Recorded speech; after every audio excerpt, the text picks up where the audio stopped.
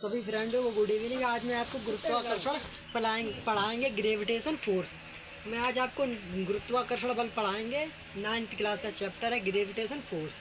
तो गुरुत्वाकर्षण बल क्या होता है, उसकी खोज कैसे, किसने की, कैसे यूज़ होता है, उसके बारे में आज बताएंगे। तो गुरुत्वाकर्षण बल की खोज न्यूटन ने की थी।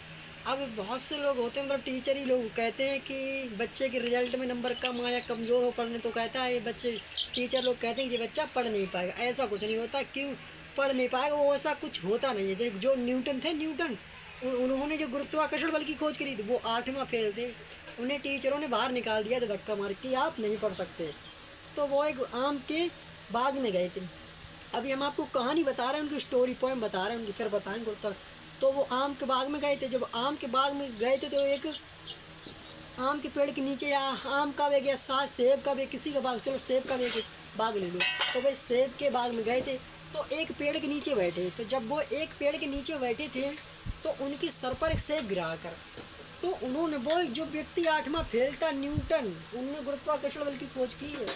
तो उनकी सर पर जब सेब गिरा तो उन्होंने सोचा कि ये सेब ऊपर से नीचे क्यों गिरा, ऊपर से ऊपर क्यों नहीं गया। हम ऐसे मारकर फेंके तो हम ऊपर फेंक रहे हैं, ऊपर जाना चाहिए, नीचे क्यों आ जाता है। इसका रीज़न है ना, हम जे फेंक कोई भी, जैसे कि मान लीजिए आप 10 मंजिल पर खड़े कर दें और आपको ऐसे करके ईंट छोड़ें, आप ऐसे करके ईंट छोड़ें तो ईंट नीचे गिरेगी, ऊपर क्यों नहीं जाएगी। इसका रीज़न क्या है? इसका रीज़न यही है कि गुरुत्वाकर्षण बल के कारण प्रत्येक वस्तु, पृथ्वी है ना, पृथ्वी। अब हम पढ़ाएंगे गुरुत्वाकर्षण बल क्या होता है। अब न्यूटन, उसकी सेब की, मतलब ये एक कहानी है जो सेब के माध्यम से इसकी खोज हुई थी, न्यूटन ने की थी। कोई भी बच्चा हो, कितने भी नंबर आए, उसे वो अपने आप को कमज़ोर ना समझे। मान लीजिए पहली दफ़ा नंबर है, दूसरे दिन फिर ट्राई करो, तीसरे दिन फिर ट्राई करो। अब हर बार फेल हो रहा तो गलत है। पहली बार हम फेल हो जाए तो मतलब कि ट्राई करना चाहिए। ये नहीं है फेल हो गए तो हम पढ़ेंगे नहीं, पढ़ाई ट्राई करो, लगातार मेहनत करते रहो। तो हम, आप डिफिनेशन लिखना चाहते हो डिफिनेशन लिख दो, नहीं समझाना ऐसे समझा दे रहे हैं आपको। डिफिनेशन चाहते हो डिफिनेशन लिख देना। तो हम आपको अब हम सवाल बता रहे हैं आपको, फिर उसके उत्तर भी बताएंगे। जैसे कि हमने जब मार्कल में से ऊपर करके फेंका, हमने जब मार्कल ऊपर फेंका तो ये नीचे क्यों गिरा? नीचे इसलिए गिरा क्योंकि एक तो पृथ्वी पे गुरुत्वाकर्षण वाला, पृथ्वी ब्रह्मांड में जितनी वस्तुएं हैं, पृथ्वी उन्हें सभी को अपनी ओर आकर्षित कर रही है। जैसे कि मान लीजिए कटती हुई पतंग, जब कोई व्यक्ति पतंग उड़ाता है, मान लीजिए किसी व्यक्ति ने पतंग उड़ाई है तो पतंग गई कट तो कुछ ऊंचे जाती, फिर से नीचे गिर जाती। क्यों गिर जाती? क्योंकि गुरुत्वाकर्षण बल उसे अपनी ओर आकर्षित कर रहा है। पृथ्वी पर एक गुरुत्वाकर्षण बल है, वो सभी वस्तुओं को, ब्रह्मांड में जितनी वस्तुएं हैं उसे सबको अपनी ओर आकर्षित कर ले रहा है। तो गुरुत्वाकर्षण बल की सीमा होती है। गुरुत्वाकर्षण बल की, देखो कोई पतंग होती है कि कट जाती है, वो पाताल में चली जाती है। तो गुरुत्वाकर्षण बल की भी सीमा है। जैसे कि मान लीजिए गुरुत्वाकर्षण हम बना दे रहे हैं ब्रह्मांड, ठीक है, सीमा हर चीज की होती है। हमारी भी, मतलब हमारी मृत्यु कब होगी, सीमा है उसकी। 20 साल की उम्र में हो जाएगी, 25 साल की उम्र हो जाएगी, 30 साल की उम्र हो जाएगी, हमारी मृत्यु 50 की हो जाएगी, 70 की हो जाएगी। इसकी एक सीमा है कि हमारी मृत्यु कब होगी। सीमा हर चीज़ की होती है। तो हम पढ़ाएंगे गुरुत्वाकर्षण बल की सीमा क्या है। अभी तो कुछ नहीं चालू हुआ है, देखो तो तब बढ़िया बता दिया। तो मान लीजिए कोई व्यक्ति है, जो व्यक्ति खड़ा है, ठीक है,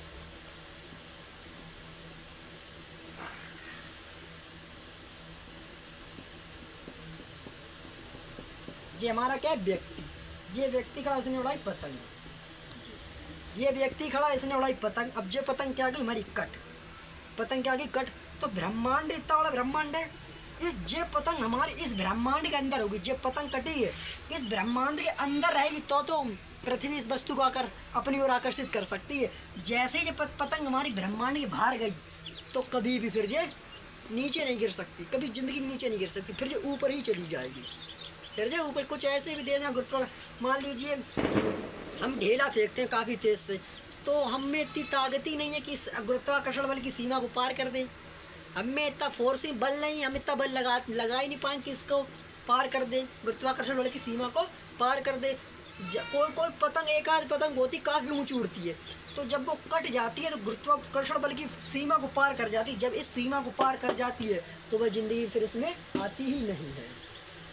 अब गुरुत्वाकर्षण समझिए। अब हम और आपको उत्तर, अब क्वेश्चन और बताएंगे हम। गुरुत्वाकर्षण सीमा समझ गए। प्रत्येक हर चीज़ की सीमा होती है।